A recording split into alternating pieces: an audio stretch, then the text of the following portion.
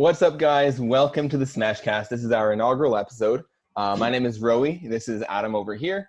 We're going to be just talking about some MMA, what happened this weekend. We had our first week back at the UFC Apex. We've got some fights in the next few weeks. We got a busy month actually here at the UFC Apex.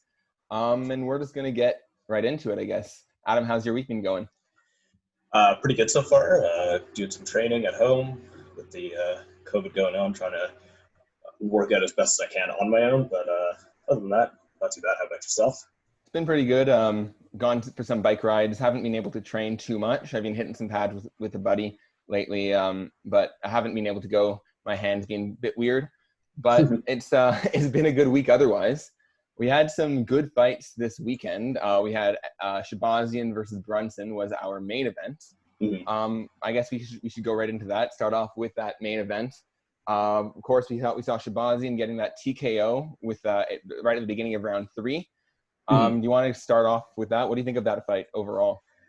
I thought it was a great fight. I thought both fighters right off the bat looked super composed, and it was fairly even right from the start. I thought Derek Brunson looked way more patient from these last 2 fights coming into this. He switched camp. He also dyed his hair, which people believe has a lean towards his 3 win streak. And him using his wrestling definitely helped, and I guess led him to the TKO win. Yeah, I mean, like he looks very patient. I think ever since that Izzy fight, we saw before that Izzy fight, he's always been known as that guy who's just gonna either run at you with those big power shots, that big left hand, or he's gonna go and try to take you down. In that Izzy fight, he wasn't setting things up. He was just rushing in for that takedown. He looked intimidated really by Izzy and by his striking. He really didn't look comfortable on the feet. But then that very next fight, you saw him really change how he approaches the fight. He had that Elias Theodorou fight a couple years ago, and we all know Theodorou was this guy who likes to run around. He's very high on the movement, and Brunson just stood there and just let him come to him. He didn't try to chase anything and burn himself out. He let Theodorou burn himself up, and I think he really took a very similar approach in this fight. Shabazyan's a guy who has only once gotten out of that first round. He has all those big first round finishes, and that one time he was taken into the second, that's actually the fight he almost lost. So I think it was a really good veteran move to let Shabazyan come to him, burn himself out, and then he just took over. That stoppage, though. So Brunson was putting it on in that second. The first one, as you mentioned, that first round was very close, as you mentioned. But as we got into that second round, Brunson was really taking over. And at the end of that second round, he put some big power shots on there. And people thought maybe we should stop the fight. What do you think over there? Should they have stopped the fight at the end of the second? I think it was a good call to let the round finish out. I think fighters have the ability to come back, and on that off chance that Edmund would have been able to come back, it would have been amazing. But I think Herb made the right call.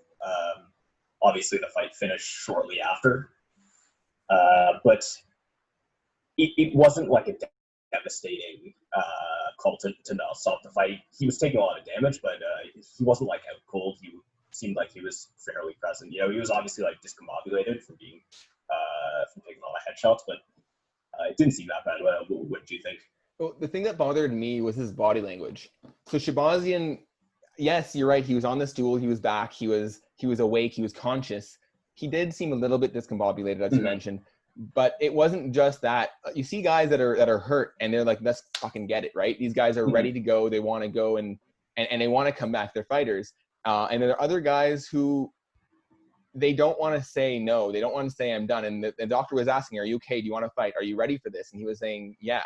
But he wasn't saying, yes, let's go. He was saying, yeah. He wasn't making eye contact. He was slouched over. It didn't seem like he wanted to fight. He was saying he did, but it's the corner's job to save him, right? It's the corner and the ref's job. The fighter's always going to say yes. They're on live TV. They're never going to say, no, I'm done. I mean, you had that Max Roshkoff thing about a month and a half ago, but maybe a bit less. But other than that, you don't see these guys do that. So it's the corner's job, I think, to maybe step in there. It was a bit of a roundabout, though. It wasn't it wasn't your typical corner stoppage, because Herb was taking a real close look at the end of that second round, and as soon as he went back to his corner in between the second and third, Herb was all over him. And what was weird to me, and I'm not sure this is what usually happens, maybe you can weigh in on this, but Herb called the doctor in as soon as the third round was supposed to start. He said, okay, guys, ready? Let's go. Wait, stop. And then he called the doctor, and he gave him another 10, 20, 30 seconds to talk to the doctor, rest, recover. And if he is okay to fight, you shouldn't be giving him that time, right? Because then you're giving the guy time to recover. And now Brunson's like, hello, like, I just hurt this guy. Give me the credit. Let me go take him out. Yeah, absolutely. Yeah, I don't think that was the best call because, again, it allows Brunson to recover. It allows Edmund to recover more, and Brunson wants to finish the job. He almost got it done in the last round. But I agree with you because he was leaning against the fence. His arms were around the cage, and Edmund, he didn't look like he really wanted to go out there. It's not the same sort of scenario, but there's a difference between him and like Nate and Jorge when they were fighting, and the doctor came to check in, and he said, "Are you good to fight?" And Nate said, "No, I'm ready. I'm good to fight." Yeah. You know, he's down to fight, but Edmund didn't look like he wanted to jump back in there, or wasn't like displaying that body language.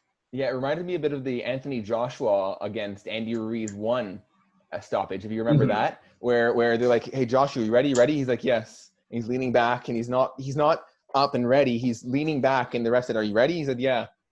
"No, we're done." And he waved it off immediately. And you see that a lot more often in boxing. You don't see that so much in MMA. The refs are a lot more, they let the guys go a bit more. And I think that is a function, a little bit at least, of the fact that in MMA, there's so many more ways to win, right? You can be rocked, go for that takedown, be kind of struggling there, but then hold the guy down somehow, and now you have 2 minutes to recover. And then all of a sudden, you realize, wait a minute, I'm on top, and you go for some submission. I don't know if Shabazyan was in that headspace, and you can see he didn't want to do it.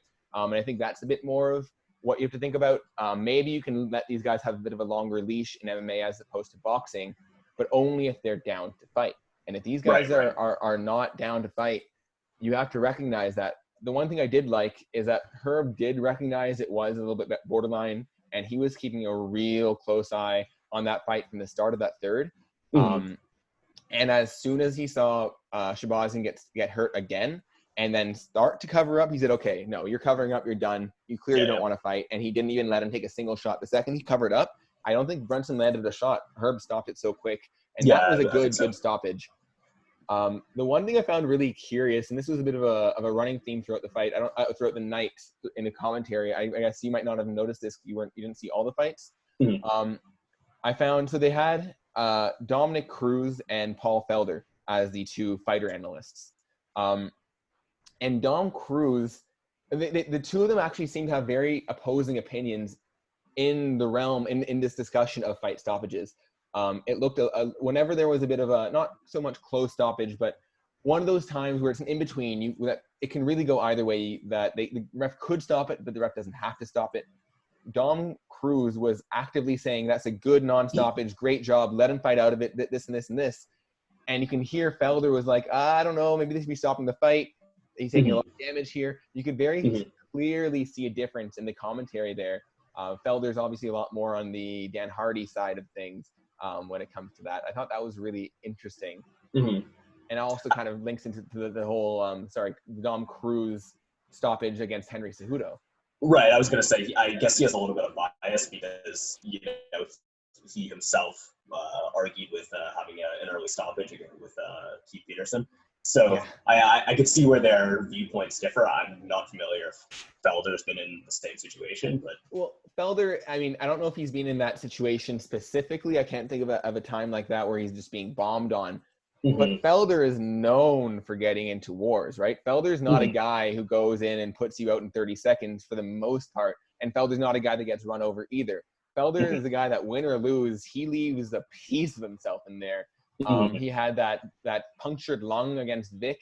He had that all out, those 3 wars. He had those 2 against Barboza, where he took kick after kick after kick, and then that demolition, that wrecking train against Dan Hooker. That was just 5 rounds of madness. So like, this is the guy that's known to take damage and is renowned for his ability to take damage, and he's the one saying, "Hey, I don't like seeing guys take damage." It's always kind of funny hearing, and the guys, he will admit it. Bisping as well will say this all the time.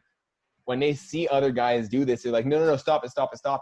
But when they're in it themselves, they're like, don't you fucking dare. Right. It's kind of an interesting dichotomy. Yeah. Do as I say, Certainly. not as I do, kind of thing.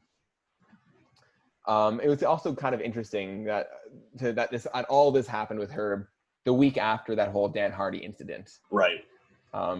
Did you hear about Dan Hardy's response at all? I didn't hear about Dan's. I listened to Herb's response.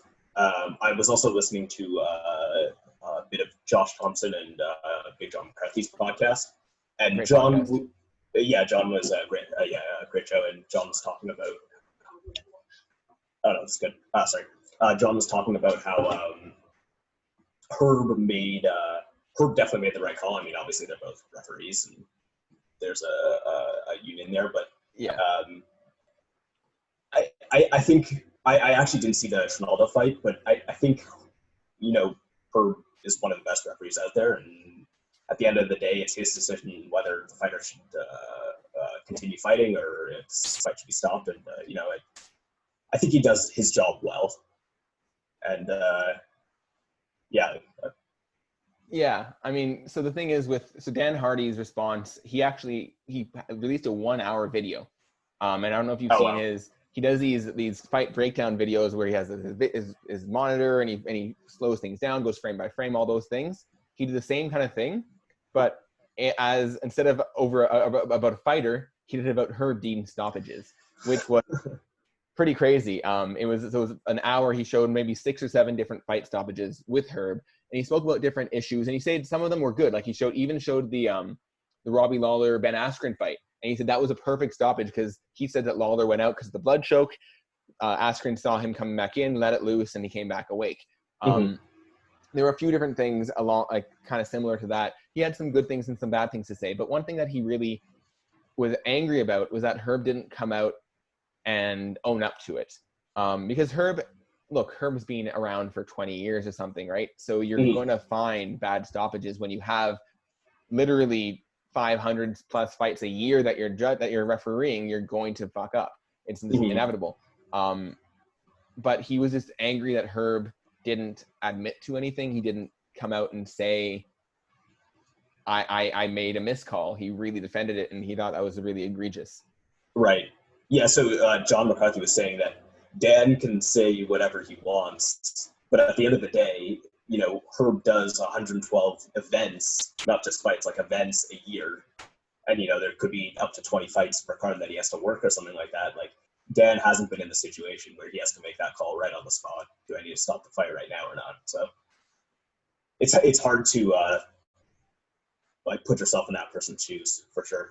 Yeah, and then Dana's response I absolutely agree with his sentiment, but it seemed to me like it came from a bit of a lack of understanding of the situation as a whole. Because Dana's response was really, there was also the incident with Mark Goddard just a few days later in the UAE with that UAE, I think UAE Warriors was the organization's name, where a fighter got choked out and Goddard said off. It took him a solid 3 or 4 seconds to the point where Goddard had to literally pry the choke off. And then the guy was getting in his face. He tried to push Goddard. He tried to really, really get in Goddard's face. And it was DQ'd as a result of that whole thing. So Dana came in as a response to that. It wasn't in the UFC and the Hardy incident and said, hey, if anyone goes after a referee, a judge, any sort of personnel, that are any sort of staff or commission personnel, they will be immediately fired as a fighter. They will never fight for me again. If it's a staff, they will never work for me again. You cannot approach any of these guys. But the thing is, Hardy didn't actually approach Herb Dean. If you actually go back, and you can't necessarily see it on the screen, but what Hardy was saying was that he actually that image of him standing up, he was just adjusting his microphone and whatever. And as he was doing that, Herb came over to him and said, settle down, let me do my job. And Hardy in response said, I'll do my job if you do yours. Or he said, settle down, do your job. He said, I'll do my job, you do yours.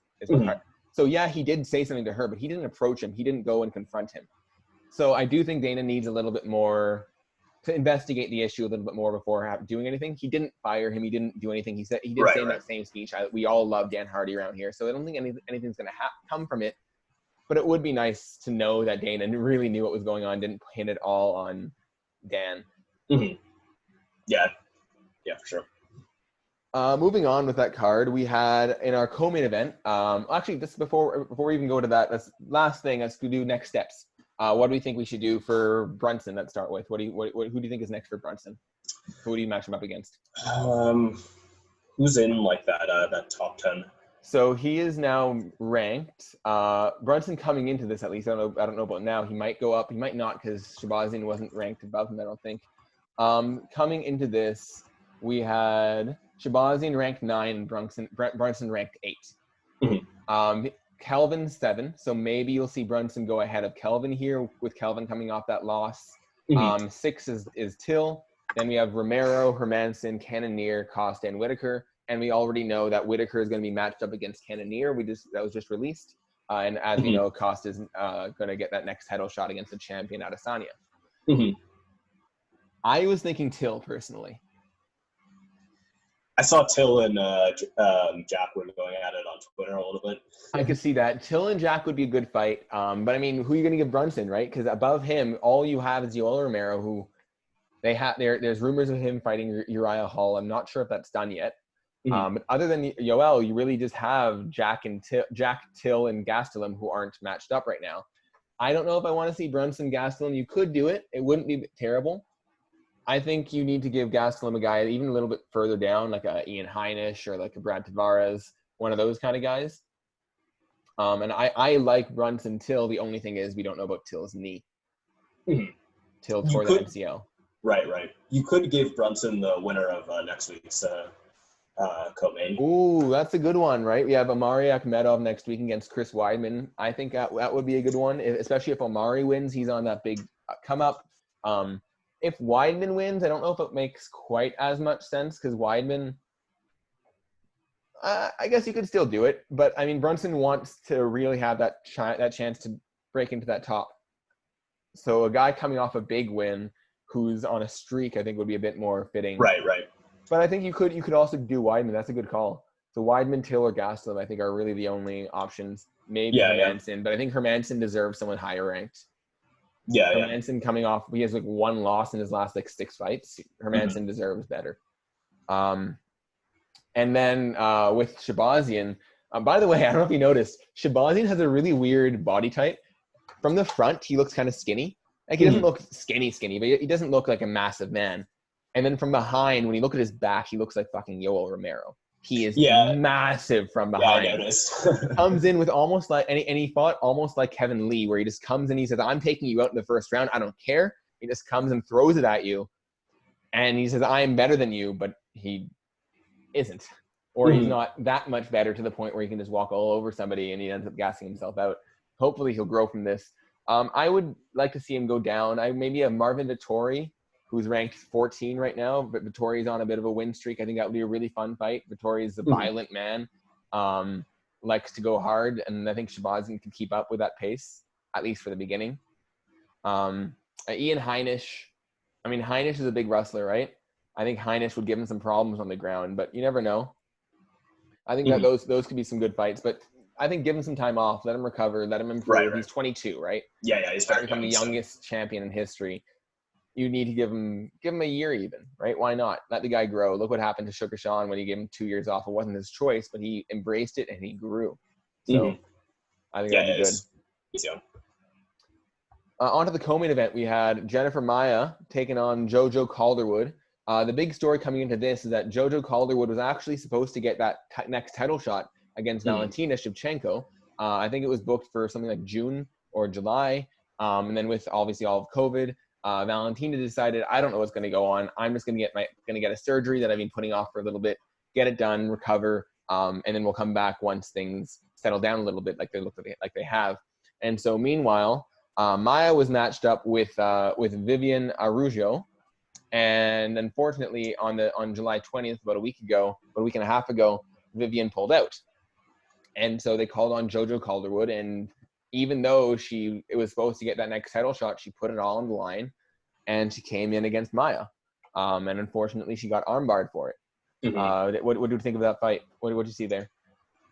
Yeah, it was a solid fight. It's unfortunate that she lost her title shot due to the match, but it was a beautiful display by Maia. Her jiu-jitsu is great, and I think it was JoJo's technicality mistake to decide to take it to the ground, and then Maia was able to transition from out of half guard to getting the armbar, and it was a great win. You know, I know Valentina said now she'd like to fight Maia. To be honest, I don't see anybody taking out Valentina for a long time, so it is what it is. I mean, when you even look at that, at what they're at coming into it, JoJo, yeah, she had that title shot, but she was on a 1-fight win streak coming into that title shot. She had just lost before that win to Caitlin Chukagian, the last woman to fight Valentina. So she had just lost to her, and in addition, now Jennifer Maia was actually just coming off a loss against Chukagian as well. And now she's fighting, and then she fought JoJo, and now she's coming off 1 win. So you see both these girls are coming off a loss to Chukagian, the last title contender, and then 1 win, and then they're giving a title shot. So you see, like, this is not a super deep division. This is not a division with 5-10 strong competitors like the 185 division that are all just jockeying for a position. Mm-hmm. It's a little shallow there above 115 in the women's divisions.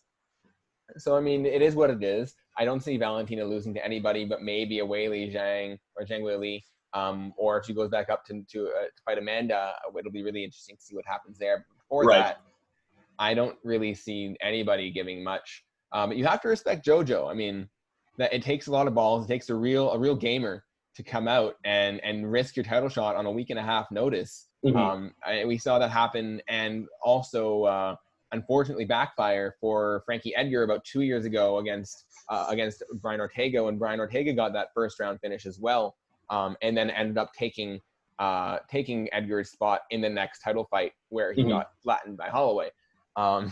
But this is something that fighters got to be a little bit careful of. You can't just risk this all the time. Yeah, you get some money, but think about the huge amount of money she would have gotten from that title fight. You get a bonus of at least 2 to 3 times what you were getting before that to fight for the title. Yeah, it's a big risk. And I mean, in the end, Edgar eventually did get his title shot. You know, a couple of years later. Right. It was Ali that got him the title shot. If it was with any other manager, I don't think that JoJo has Ali as a manager. Yeah, no, I agree. So, I mean, I don't want to say that JoJo will never have a title shot again, but of course. Yeah, hopefully. And actually, I don't know if you heard after the fight, JoJo actually fainted. So yes, she was in the back room, and she was sitting down. She wasn't standing. She was sitting, and she was feeling fainter and fainter, and she fainted. She was caught by her coach and fiance. She wasn't hurt, and then she was transported to the hospital to kind of run some tests, see what's going on. I don't think they've released anything, so obviously heart goes out to her. Hopefully everything's okay, and she's able to make a speedy recovery and come back and fight relatively soon in a safe manner. But yeah, I mean, that's a little bit scary to happen after a fight. Yeah, for sure. Those weight cuts, they can really take something out of you, and they can get really dangerous. Yeah.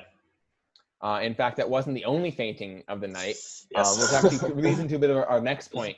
This card was plagued with weirdness. Actually, during the card itself, they were taking an active count. The commentators were actively counting the number of groin strikes, because it seemed like every single fight someone got kicked below the belts. There were 11 stoppages due to groin strikes. That's not even counting the ones that went unnoticed. 11 times they stopped the fight because someone got sacked. And you only had, I think, 9 fights. There were 10 scheduled, and one got pulled out last second. Right. Out of the 9 fights, you have 10 or 11 groin strikes. That's crazy. That was a weird fight. And as we mentioned, there were only 9 fights. So there were a ton of fights that were pulled off this card. A total of 11 fighters had to pull out of the card forcefully because they couldn't compete. And an additional 4 fighters were supposed to have opponents, and they were forced to pull out because they didn't have an opponent anymore. Those 4 fights were all canceled. The biggest one, most notable one, has to be the former main event of this night. It was not supposed to be Edmund Shabazyan against Derek Brunson. That's why it was not a 5-rounder. It was just a 3-rounder, because the original main event was supposed to be Holly Holm against Irene Aldana. Aldana tested for COVID about 2 weeks ago. In addition, as we said, Jennifer Maia wasn't supposed to fight JoJo. She was supposed to fight Vivian Araujo, who only on July 20th tested positive. There was some craziness with some of the middleweights. So we had Trevin Giles, middleweight, supposed to fight Jung Young Park. We had a light heavyweight in Ed Herman, supposed to fight against another South Korean fighter, Da-Un Jung. And then at middleweight, we had Kevin Giles. Sorry, after Trevin Giles, let me start again. So those two South Korean fighters were unfortunately not allowed into the country. And so Giles and Herman both had to find other fights. They found Gerald Meerschaert for Ed Herman, and they found Kevin Holland for Trevin Giles. Unfortunately, Meerschaert pulled out on the day of with COVID. And as they were about to walk in, Trevin Giles fainted on the walk-up, which is also unheard of. They said it was just about nerves. They were actually pleading to let him fight. Thankfully, they didn't. I don't think it was a smart idea to let him fight. Yeah, for sure. Very good that they pulled him out. But he fainted on the walk-up, and so Kevin Holland didn't have an opponent. And then they tried to book Kevin Holland against Ed Herman because, as we said, Meerschaert pulled out. He tried to book it on like an hour's notice. Unfortunately, Herman was not available. He's probably partying or something. Right. But in addition to that, we lost a bunch of other fighters, including Luke Saunders, Timur Valiev. We lost Ray Borg, Eric Spicely. We lost a ton of fighters on this card due to COVID and due to a bunch of other things. And I think this is not even the ones that were not pulled directly due to COVID. You have to remember that when you're called in on short notice, you're not going to always be able to make it. Weird things happen with the weight cuts. Maybe you thought you could make it and you just can't for whatever reason. Injuries happen. It's just, I think this is something that we're going to have to get used to, especially with these Apex cards where they're not bringing the top talent. They're really bringing a lot of newbies into the game, just whoever they can find to fill up these cards. We're going to see a lot of these last minute changes and weird additions. Right. It's weird. Yeah. Dana was saying how this fight card most recently was like the most hellish week that it's been because so many complications were occurring and he had to book so many different fights like off and on. And I guess this will be the new normal for sure because so many people are testing positive randomly. So many people are having weight cut issues. So, I mean, when you just think about 9 fights, that's 18 fighters, and we had 15 fighters not fight that were supposed to.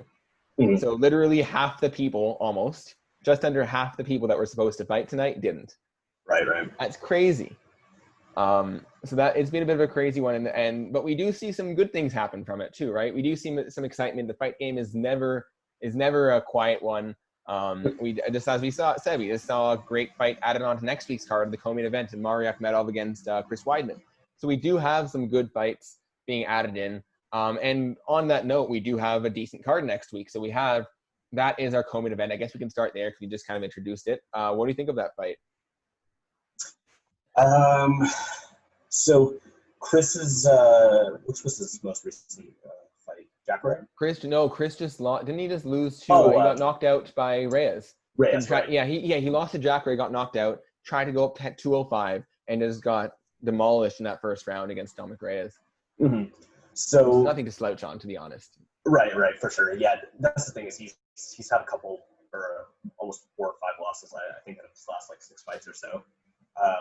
It's against 5-1. Yeah. It's against since the Silva fight, really.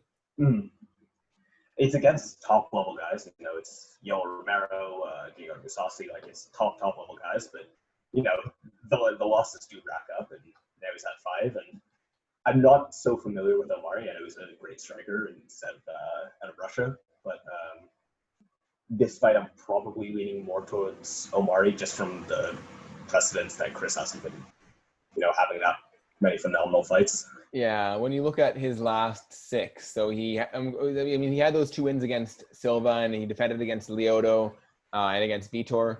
And then, of course, as we know, he lost a bad TKO. He took a bit. That's actually one of the videos that Dan Hardy showed, was that Luke Rockhold, Chris Weidman title fight, where it looks like Weidman took a bit too much damage there, and he's never been the same, right? So he had that loss to Luke, immediately gets knocked out even more brutally against Yoel. Had another bad TKO against Musasi, has that arm triangle win against Kelvin. It's fine. So now he comes back, but then he has that bad loss to Jacare, which he was competitive. Mm-hmm. And then, of course, that demolishment against Dominic Reyes. So he's being knocked out. I mean, he has 6 of his last 6 fights. He's been KO'd 4 of them, and 3 of them, and TKO'd twice. So he's had 5 TKO or KO losses in the last 6 fights. That's pretty brutal. That's pretty rough. I don't know if his chin's still around. Omari, I think, has good boxing from what I remember. He has obviously great wrestling coming out of Dagestan. I think he's from Dagestan. Yeah, he's Dagestani. And if you look at his last fights, I mean, he had a loss to Elijah Zaleski dos Santos, who's a fantastic striker. But this is way back in 2016. Since then, he's had 6 fights, and he's 5-0-1. So he has 5 wins, and he has a tie, and his tie was to Marvin Vittori, who's a ranked top-level guy. This guy, he's beaten. I mean, they've been decisions, all decisions really. But he's won decisions to Zach Cummings. He's won a decision. He's coming off a decision win against Ian Heinisch, unanimous decision win. So he has faced some decent, like maybe not that top of the food chain guys. He seems to be facing a lot of those kind of around rank 15 to rank 10 kind of guys. Right. Putting on a good fight, winning decisions, not destroying them, but doing it convincingly still. So I think it'll be interesting. I think this is one of those chances where they're trying to see they're trying to build his name off of Weidman. Right. And if Weidman can kind of stick around in the division. If Weidman loses this badly, especially, I don't want to see Weidman back in the cage. Yeah, no, I'd agree. Yeah. Your brain can only take so much damage, and there's no point. I mean, you have to think about it. This guy was once, 16-0 fighter? Or 15-0 at the height of it? And then now, let me see. So he's 14-5 right now, but he was 13-0 at one point. I mean, holy shit! What a drop off! Right. You almost see the same thing it almost starts to remind you of the BJ Penn situation, where he's almost a 50-50 fighter now. I mean, 14-5, he's not that bad, but 13-0 to 14-5, that's a bad turnaround. Yeah. I don't think he has anything left to prove. But in that main event, we have an interesting one. A bit of the classic striker versus grappler matchup. We got Derek Lewis, the big black beast, against that crazy Russian Alexei Oleinik. Oleinik is looking for his 60th pro MMA win. 6-0. Ridiculous. What? It's crazy. He is just so durable, and he does look like an older man, but he does. He just keeps coming forward no matter what. And his style, he doesn't throw punches. He throws just like like cleaners. swimming. Yeah. It's weird. I don't know what he's doing there, but it works. Yeah, it works. And if he gets to the ground, then it's game over. Well, it's not just the ground. He gets guys trapped against the fence and just goes like that on them. And he has that crazy long reach as well. And those shots are also coming at such weird angles that these guys who are used to those fundamental boxing principles don't necessarily work as well when it's not a normal punch, right? They're designed to work against boxing, not against this random weirdness. Right, which is very interesting because you prepare for somebody that's a sound striker that follows the proper the proper technique and stuff like that, and somebody that is just throwing haymakers just carelessly. It's crazy that it can be so effective. I mean, you can see that happen in the Adesanya Costa fight. We'll see what happens there, but we can talk about that a little bit later. But I mean, Derek has struggled against guys to take him down. When he gets taken down, he does one of two things. He'll either lay there and just kind of try to recover and just hold on to you, or he'll do fuck all technical get-ups. He'll just explode, right? He'll just be on his back. But when you have a guy like Alexei Oleinik, and I don't think that Derek is necessarily all of that good with, he's an okay wrestler. He might know his way around in jiu-jitsu, some basics. But when you have those weird, sneaky submissions that Alexei likes to go for, those Ezekiel's especially, he has like 12 of them. I have a sneaky feeling that Alexei's going to just drag him down. He's not going to be able to catch him. And he's going to just drag him down and choke him out. I see that happening, the boa constrictor. Yeah, I think so too. The other thing is, I know Derek throws some of the hardest shots in the heavyweight division, but Alexei has a phenomenal chin, surprisingly. I I mean, haven't seen him knocked out too many times. he was knocked out. The last one I remember, he had those 2 knockouts, one bad one against Overeem, where Overeem went for the tie clinch though, and I don't see Derek going for any tie clinch anytime soon. And then he got knocked out against what's his name, Walt Harris. Walt Harris knocked him out also in the first round. But the other thing about Walt Harris, him and Derek Lewis are big, heavy punchers, of course. They have that similar style. But Walt Harris is a lot more explosive. Derek stands a lot more and bangs. I feel like Walt is a bit faster at those just blitzes. I think, Walt is a better blitzer than Derek is. And I think that's what Oleinik couldn't deal with. And I think against a guy like Derek Lewis, I think he'll be able to deal with it. I think he'll be able to just grab onto him and just ride it out. Walt is really that push you up against that fence, real physical fighter, and just maul you. And Derek isn't quite as physical. Derek is likes to punch a bit more, I think. Those physical guys, I think, is what Oleinik kind of struggles with a bit more. Right. I think who wasn't that Derek lost to? Another kind of big. Was he lose to Sergey Spivak, or was it did he end up winning like a split decision or something? It was a real close fight, but Sergey would just take him down and hold him there. And Sergey, from what I remember, I think it was Sergey Spivak. Even Derek, I think if I remember correctly, Derek thought he lost the fight. He was head down, and then they gave him the decision. He was like, "What? I won? Oh, that's weird. Okay, sure." And that's what I remember happening there. It was a weird one, but Derek doesn't do that well when he's held down. Yeah, I mean, look. No, it was Blagoy. It was Blagoy. Sorry, it was not Sergey. Oh, right. It was Blagoy Ivanov. But yeah, he just took him down and held him there. And I think that's what's going to happen here, except he's going to finish it with Oleinik. Yeah. What are the odds on that? I'm not quite sure, but it's like similar a little bit to, obviously Alexei and Daniel Cormier have different styles, and Daniel Cormier has fantastic wrestling, but, Daniel held him down, and that was it. Hey, Derek Lewis is a minus 230 favorite. Oh, okay. Oleinik 2-1 underdog, plus 200 approximately. So, I mean, if anyone wants to put some bets in, that might be a decent one. I'm not counting Derek out. I can definitely see him catching and just cleaning out Alexei. Derek has also looked a lot slimmer lately. The last few fights, he looks slimmer, a bit faster. He gets those head kicks up real quick. You don't expect that. I don't know if you saw against Ilir Latifi, Beefy Latifi, as Noah likes to call him.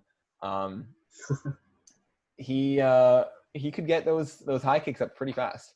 Yeah, he has some of the best kicks in the heavyweight division, surprisingly. It's not saying much, but yes, absolutely. Right. We have a couple okay fights on there. These last 2 cards are not anything special, but that's okay because UFC 252 and on August 15th is going to be stacked. We're going to have a great conversation next week about that. I'm really excited. That's a stacked card. But this week we do have, in addition, we do have Beneil Dariush fighting. Is he ranked still? I don't know. I think he's ranked right around that top 15. Let's see. Let's look at the rankings. Lightweight rankings. He is ranked top. He's ranked 14th. So okay. Beneil Dariush only has 4 losses, and those 4 losses came against some pretty top-level guys from what I remember.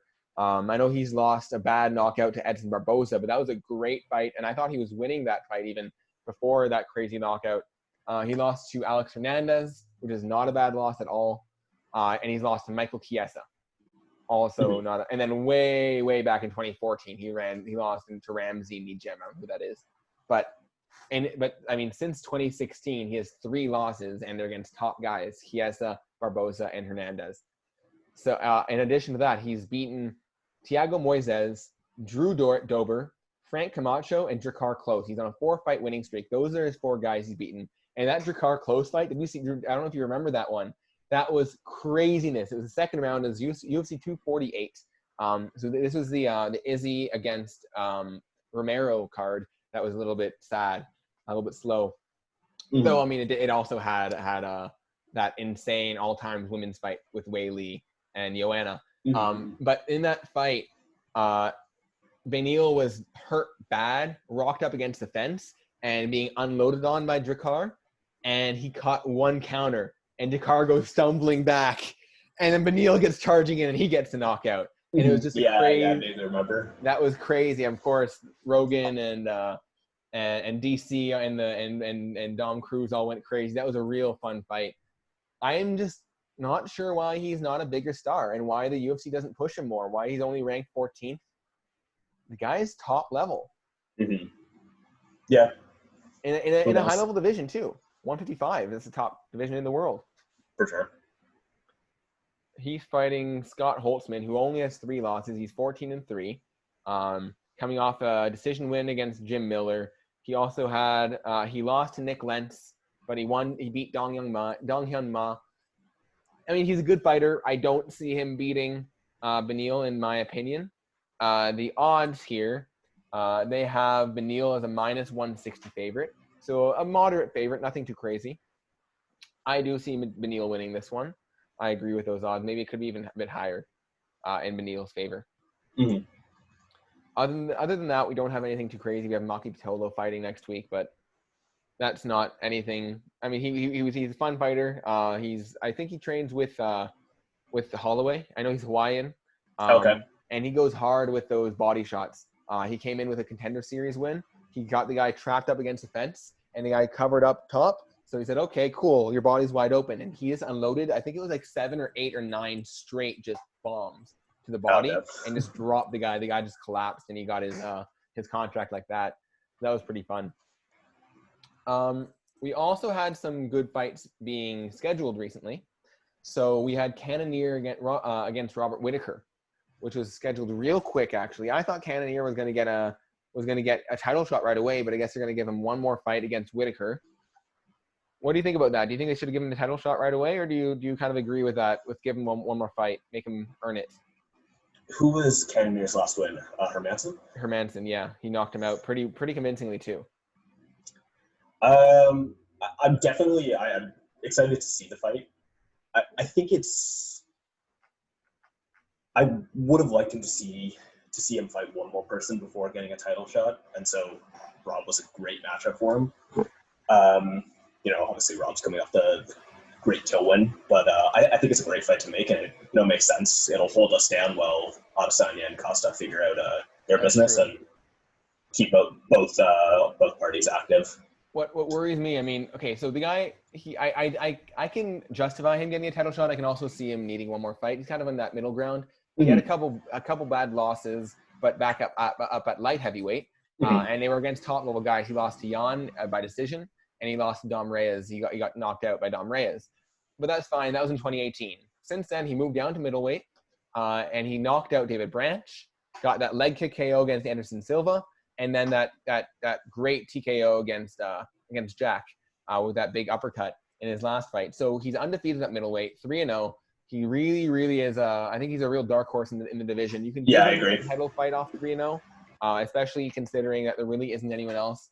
I would like to see Jack getting some more love. I would have liked, personally, I liked Jack's plan a little bit more. I would have liked to see Jack against Whittaker and just give Cannonier the title shot. And the reason why, Adesanya last year was like, I think he fought 5 times last year, took a break, fought once against Romero, and it was barely a fight. Now he's going to fight Costa all the way from March to September. He's fighting Costa. And let's say he does win, which is a big if, and we'll talk about that in a second, because that's in a small cage, and that's a big issue for Izzy, in my opinion. But I mean, if you're gonna only fight Whittaker against Cannonier, and that's a clear number 1 contenders bout, and that's only gonna be in October on the Khabib card, those guys aren't gonna be ready, especially if it's Whittaker, who likes to take time off between fights. Those guys won't be ready before next February, right? If they're only fighting in October. So what we're gonna have Izzy fight in March, September, and then February. That's not Izzy-like, right? I like to see Izzy fight a little bit more, and it seems like he's on his top game when he's fighting off. And the one time we see him take a long break was when he fought Romero. That wasn't the greatest fight. Right. I would have liked to say, screw it, just give Cannonier the title shot and do it in January. Give Izzy those 2 months off and go. Yeah, that's a good point. But we'll see how that goes. I mean, I don't like the small cage for Izzy at all. That it was just announced a few days ago. Ariel Helwani of ESPN broke the news that they are indeed planning on doing Izzy Costa in the UFC Apex in the 25-foot cage, not the 30-foot cage. Mhm. And so, I mean, when you look at what the real strength of Costa is, what does he do? He comes in, guns blazing, but he doesn't do his striking in the middle of the octagon at all. He really doesn't like to strike in the middle. He likes to push you against the fence and then wail on you. Right. And that's playing right into his game plan. AZ likes to stand, pick you apart on the outside, use his movement, circle you out. The more space he has to do that, the further away the cage is, the more it plays into Izzy's favor. Yeah, Izzy has great takedown defense, but Paulo Costa's, I doubt he's going to take him down. Not going to try. Why would he? Right. So it'll definitely play towards Costa's favor.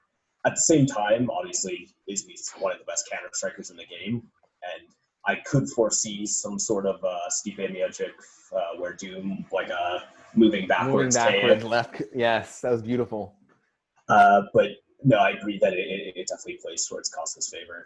I definitely see it going either Costa catches and literally knocks Adesanya's head off, just fucking obliterates him like Ngannou Overeem style. I can see him knocking him out like Overeem, or like Luke Rockhold getting knocked against Romero. I can see that as well. One of those that's like puts him on his ass, and then when he's on his ass, just unloads a huge shot and just destroys his career.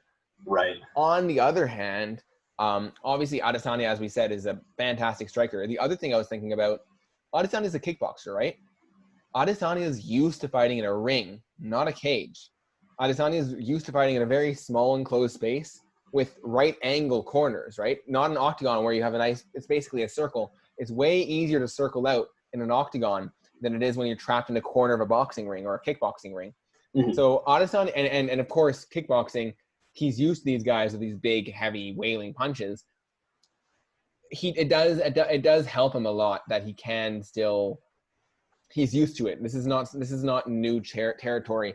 It is really interesting to hear the two sides of the commentary. I hear some guys like the Weasel, who was always saying from the beginning that he thinks Costa, not that he's not good, but he's just the best matchup possible for Adesanya. It's just that it plays it perfectly into Adesanya's style of just like pure technicality beats brawn every time.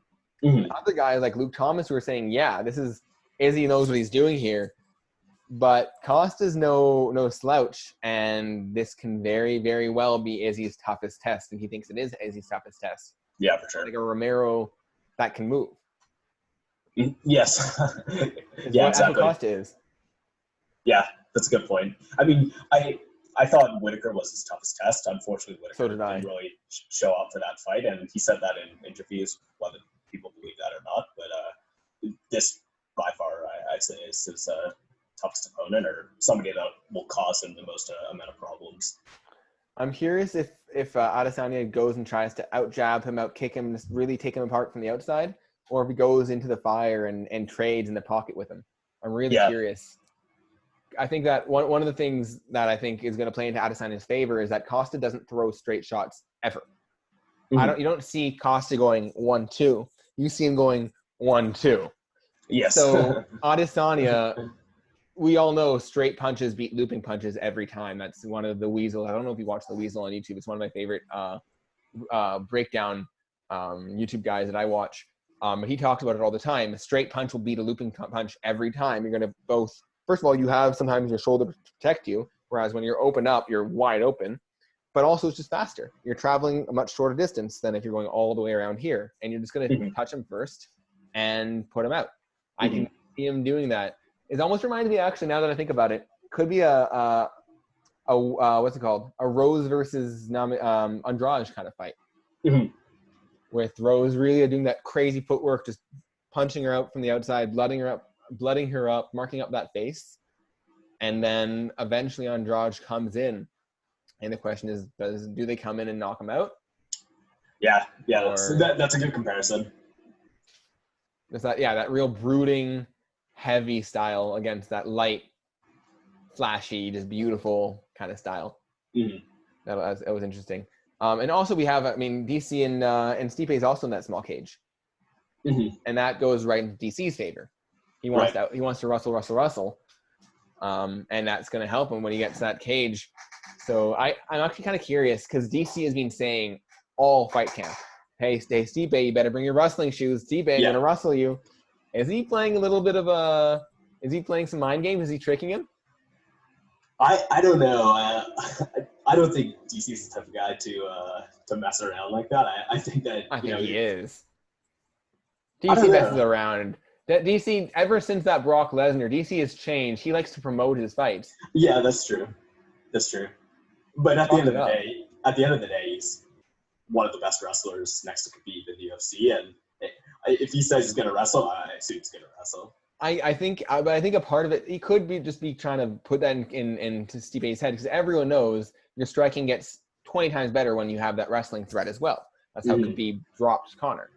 By threatening that takedown, Conor's hands dropped and comes over the top. Right, I wouldn't be shocked if he's trying to goad Stipe into that kind of a reaction, but I also think he's going to wrestle anyway. I think it's a bit of both. I think he's going to use his wrestling because, of course, he has to win, but also just putting it in Stipe's head that he's using the wrestling to also help the striking a little bit. Yeah, that's a good point. I think it's a bit of both. And that small cage, Stipe was working hard. Stipe was trying to get that big cage in there, and they told him to go fuck himself, basically. They said no. I don't know. Do you think, like, some guys are like, look, if you're a champion, you should be able to beat any fighter anytime. And they say, hey, look at other sports. You have football, which half the time you're playing in the rain. Sometimes you're playing in the sun, in the nice, beautiful weather. Sometimes it's hot as shit. Sometimes you're in the snow. Sometimes it's slippery. Whatever, and everyone has to deal with those same conditions. And some teams are better at throwing, and so certain conditions are better for them. When and other teams are better at running, and certain conditions are better for them. Do you think it's kind of one of those things where it's just like, hey, you should be able to fight wherever it is, whenever it is?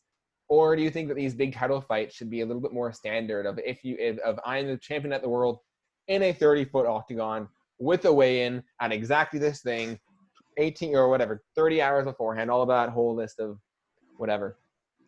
Yeah, I don't know. I see both sides. Like, I could see the idea that if you're the champion of the world, you should be able to beat anybody anytime. But I also see how, you want certain things to happen in your favor. It kind of reminds me of Till once said in an interview that, like, he doesn't want to face the best version of his opponent. He wants to face an opponent that's, like, had a terrible weight cut, injuries come in, just so he can, beat him easily. So I see both sides, but at the end of the day, this fight, when was their last fight? It was like almost a year ago, yeah? Yeah, it was last August. I think it was exactly a year ago. But not even just specifically for this fight. I'm saying in general, do you think title fights, do you think it's fair for title fights? Because it can go in, like we see it go in either favor. In this case, the cage is going and actually in both cases, it's actually going to the challenger's favor, not the champion. Mm-hmm. But it could sometimes be in the champion's favor as well. Yeah, that's true. I don't know. I guess because this is, a championship fight, and pretty much any championship fight that's occurred in the history of the UFC has been in a 30-foot cage. It probably makes sense to do it in a 30-foot cage, but these are the situations we're dealing with now during COVID and stuff like that, so make do with what you can. Yeah, I agree on some level. I do think that it would be better I think they should just have it as a standard cage, because it's just like, what if we suddenly made one title fight 3 rounds just because the TV deal only ran until midnight or wwhatever? Mm-hmm. Well, then that's not a championship fight anymore. It's just like, to me, like, if you change the overall parameters of having that 30-foot octagon is a big difference from a 25-foot octagon, especially in these two scenarios where these guys have very opposite styles, and that smaller cage really, really favors one style over the other. Mm-hmm. If you had other fighters, depending on who it is, it really wouldn't matter. If you have, again, like Jeremy Stevens against Calvin Kattar, that wouldn't have changed that fight because no one's running around, no one's being chased.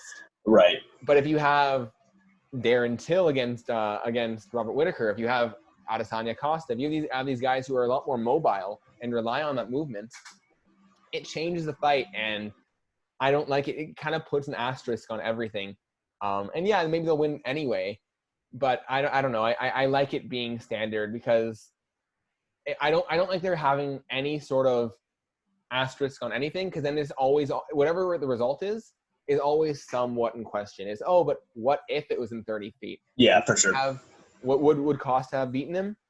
And then whose fault is it? Maybe, and I also don't want to see guys starting to decide on whether or when they're going to fight or where they're going to fight based on what the conditions are in that region. I don't want to see Izzy saying, I'm not fighting in September because I hear that's going to be an Apex card. I'm going to wait until October. And then Costa says, I'm only going to fight if it's the Apex card. And now you start seeing these negotiations go bad. They can fit it in too. The reason that they had a smaller cage in the Apex earlier was so that they could have all the seating and everything. But now they don't need to. They have a lot more space. They can fit a 30-foot in there. And they have to change some lighting stuff. But if you're putting on they're putting on 9 events in August alone. Plus they're doing September in the Apex. They're going to have some 15 events easily over the next 2 months. Why would you not do it? Yeah, no, it makes sense. I remember they said that their main issue was the lighting, but like this is a $4 billion company. Like it can't be that much of an issue just to put in a 30-foot cage and change the lighting. You're putting on at least 2 pay-per-view cards, and they're 2 of the biggest pay-per-views of all time. I mean, maybe I don't know about Izzy Costa, but when you're talking about the significance of DC and Stipe, that's one of the biggest heavyweight fights ever, or if not the biggest heavyweight fight ever. And you're going to just put that on and say, oh, I don't want to deal and buy new lighting, so we'll put on a smaller cage. It's stupid to me. We also had, of course, Khabib finally announcing his comeback. Not finally, surprisingly announcing his comeback this early. I expected him to take the year off for sure. I wouldn't have been shocked if he never came back. I half expected him to retire on the spot and said, hey, this was my journey with my father. This is not my journey. This is our journey. And now that his journey has come to an end, our journey has come to an end. And I would have been okay with that. I mean, not as a fan, but as a human, I respect that. But he's coming back. Absolutely. Yeah, it was very surprising. Obviously, it's terrible what happened to his father. Condolences to his family. But I mean, it's very surprising that he just jumped right back into training and he's ready to go. I'm so thankful he decided not to take that Tony fight in April, even though maybe we'll never see the Tony fight happen. But if he had taken that Tony fight during the COVID pandemic and then saw his father die of COVID a month later, he would never have fought again. Yeah, and it would have broken his heart. It would have been horrible. I am so glad he never took that fight. This opens up a couple questions. First of all, if he loses to Justin, does his father, whether you like it or not, is going to be part of the story here, right? So if he loses to Justin, do people start saying, yeah, but what if his father was there? Or do people say, hey, Justin, do they give him the full credit? Is that part of it? Or does Khabib come out worse? Does Khabib come out with a vengeance saying, hey, without my father, I'm going to do everything in my power to honor my father's legacy? I'm curious to see how he comes out and how people react to how he comes out. Yeah, it'll definitely be interesting because I wouldn't say it's a lose-lose if Justin wins, but I mean, there's definitely that idea behind it the whole time of, you won, but maybe you just didn't get the best of me. Stuff happens, so it's just so tough. Because of course, when we were always looking, who's the guy that could beat Khabib? That's what we want to see him against. That's why we wanted Justin and Tony. And of course, when you see them fight, you almost want Khabib to lose because you want to see, can this guy really be beaten? And you want to try.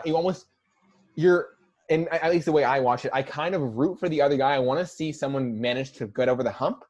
And I'm always so happy to see these incredible, incredible guys just get shut down by this monster. And it makes me so happy just to see how incredible he is and just to see the brilliance that he is.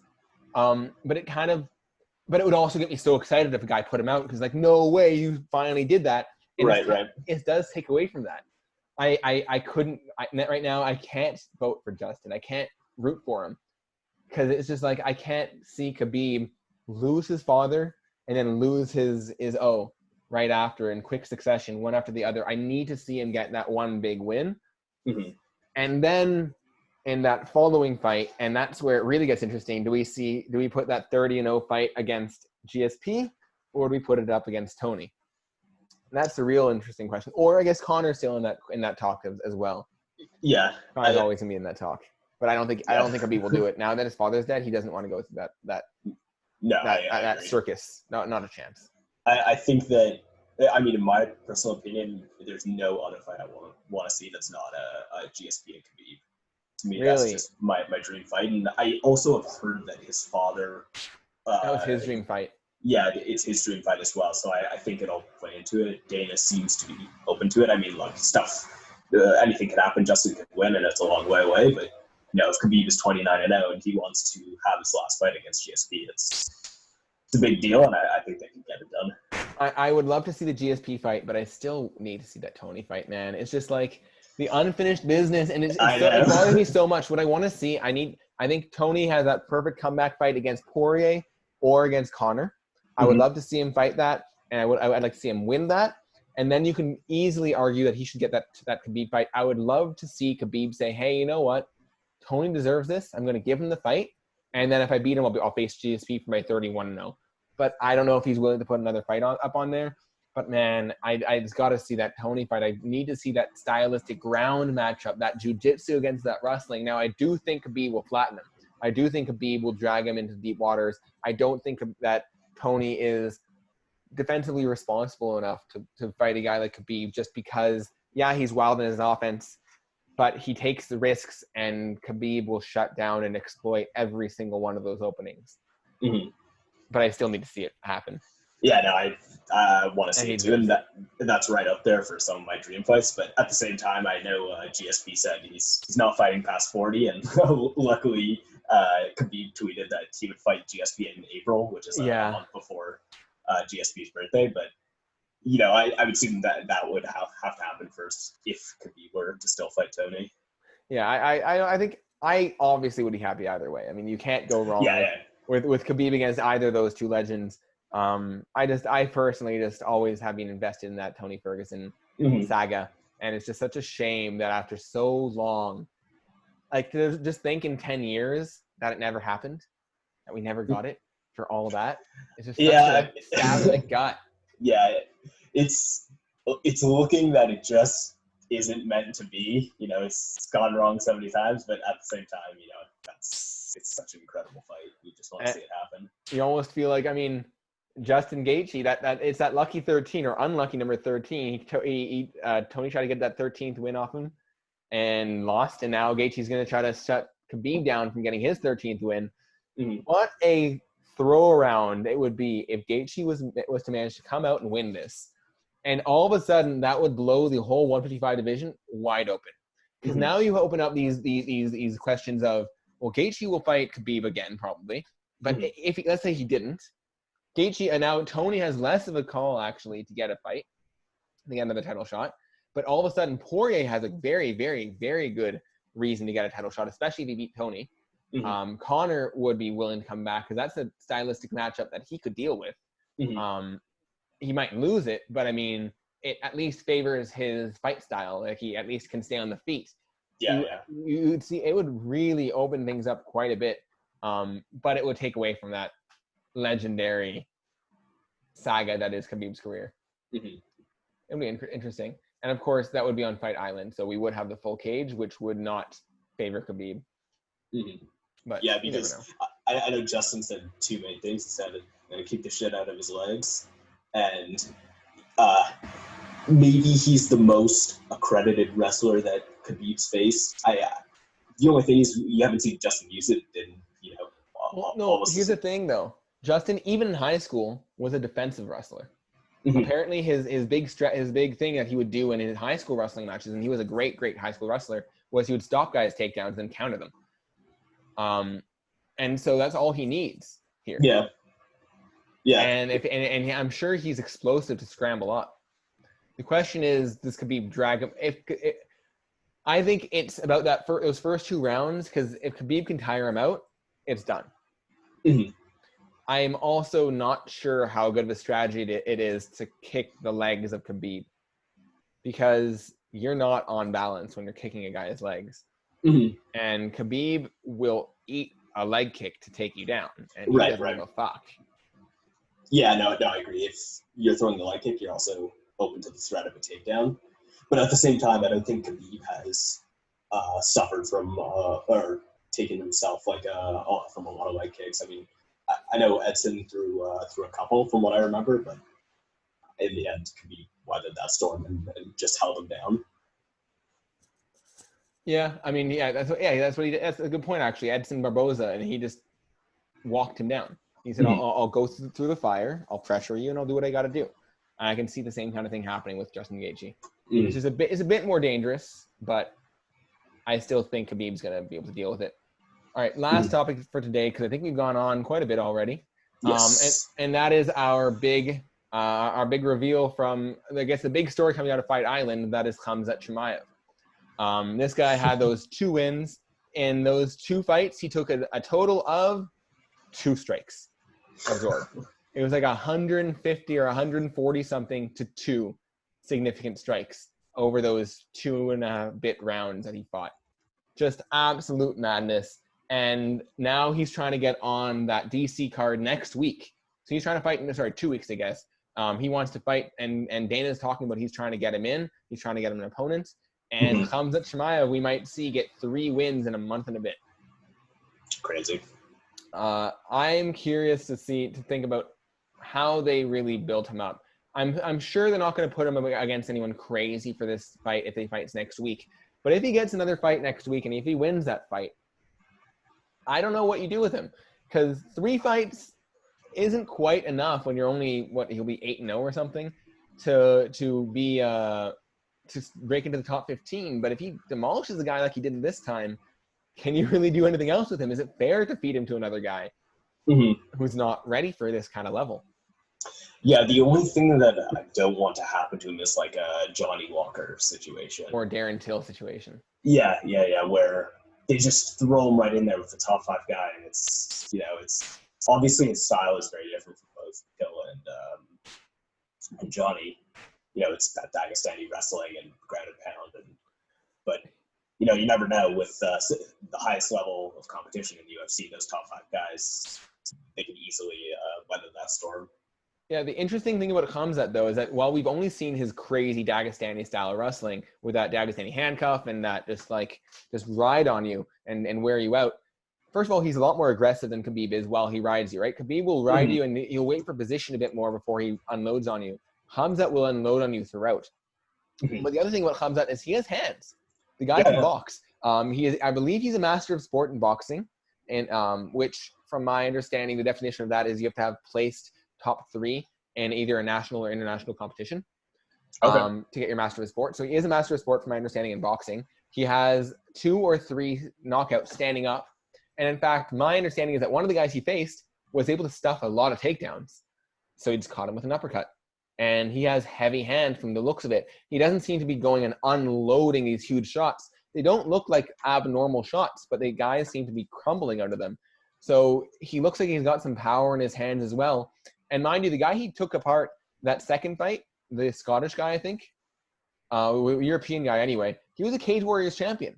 He was a top-level guy. The guy had got 0 strikes off on him, and he made him look like a can. But he was no tuna can. He was no tomato can, right? This guy was a real good fighter that was coming in with some hype, and he just came in against the wrong guy. He's already calling out Conor. Conor tweeted that he accepts. Dana even said, yeah, that was to Khamzat.